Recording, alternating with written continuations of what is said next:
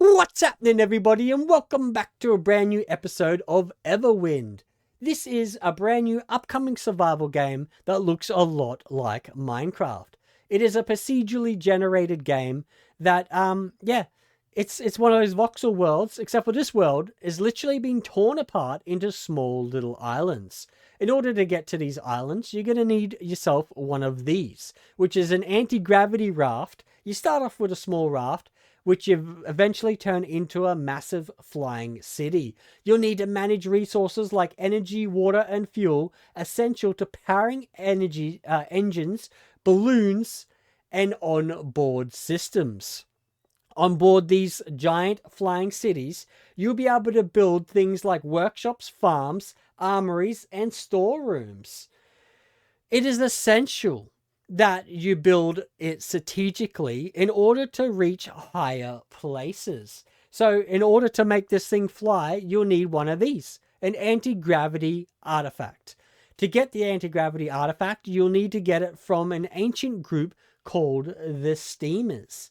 Once you have this, you can place it on your raft, but you'll also need things like balloons in order to make it fly to higher levels. You'll also need engines as well as energy systems in order to make it fly.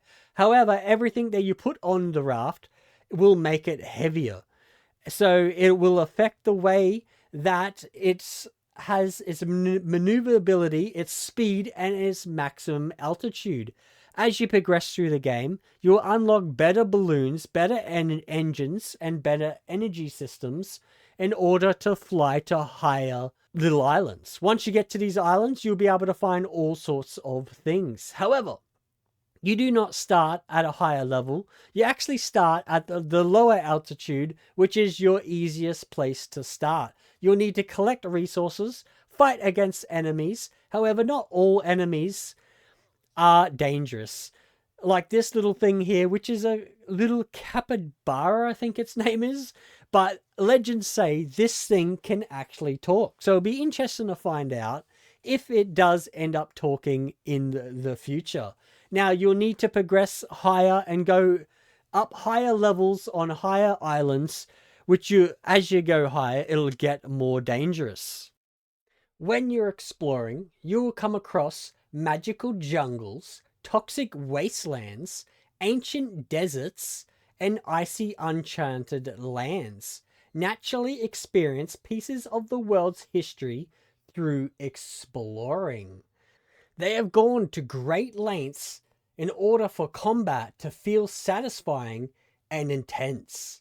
Whether you're facing off against enemies in dungeons or on open fields, enemies have procedurally generated equipment. You'll also come across powerful bosses. Combat is based on managing stamina, chain attacks with magic, and heavy blows. There are a wide range of weapons, including daggers, bows, and magical staffs. Each weapon has a different range. Upgrade weapons to boost stats and create unique builds. Weapons will need to be repaired. Progression requires development in multiple directions.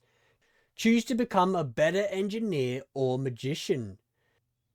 The warrior, master of close combat. The engineer, master of tech and building. And the magician, master of alchemy and magic.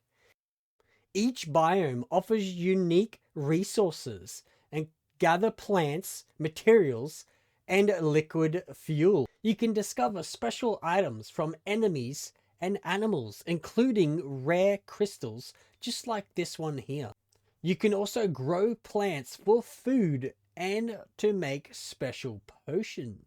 Discover strong potions as you explore the worlds, helping you in your overall mission.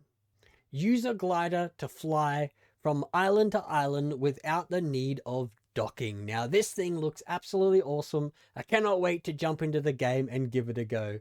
So we're going to leave this one here. So hopefully you all enjoyed this. So make sure you smash the like button. Consider hitting that subscribe. And as always, I'll see you in the next episode. See you later.